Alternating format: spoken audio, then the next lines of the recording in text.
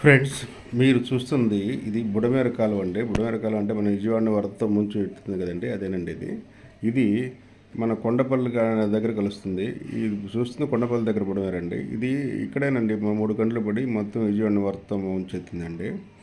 మీరు left side మీరు చూస్తుంది ఇది లెఫ్ట్ సైడ్ అండి. లెఫ్ట్ సైడ్ కూడా కొంచెం వీక్గా ఉండి తెగే ప్రమాదం అని చెప్పి ఉందని చెప్పేసి మనం పొక్కులను పెట్టి మొత్తం ఇది చేస్తున్నారండి. ఇది చూడండి, చాలా పెద్ద పెద్ద బంటరాలతో టిప్పర్లు వెళ్ళి అలా 3 గంటలు కూడా పూడ్చే ప్రయత్నం చేస్తున్నారు. ఆల్రెడీ మనకి 2 గళ్ళు పూర్తిగా చేసి ఆ గళ్ళ మీదగానే అది రోడ్డు వర్క్ టైపు చేసి అవి తీసుకెళ్ళి 3 గంటలు పూడుస్తున్నారు.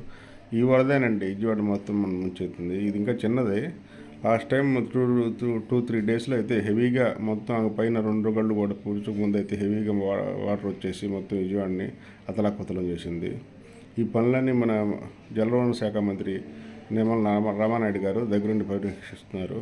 పాపం ఇక్కడే 3 రోజుల నుంచి ఉండి తిష్ట వేసి మొత్తం పనులు చేపిస్తున్నారు. దీనికి తోడు మళ్ళీ మిలిటరీ వారిని కూడా తీసుకొచ్చి ఇక్కడ వర్క్ చేపిస్తున్నారు. అటు సైడ్ నుంచి బోట్లు అవి మొత్తం చాలా హెవీగా సామాగ్రి పెట్టేసి మిషనరీ పెట్టి మొత్తం బహుశా రేపు సాయంత్రం కల్లా, అంటే శనివారం సాయంత్రం కల్లా ఈ గనిని పూడ్చే ప్రయత్నం చేస్తారండి. ఇదండి ఇది వాటర్ ఎలా వస్తుంది ఇప్పటికి.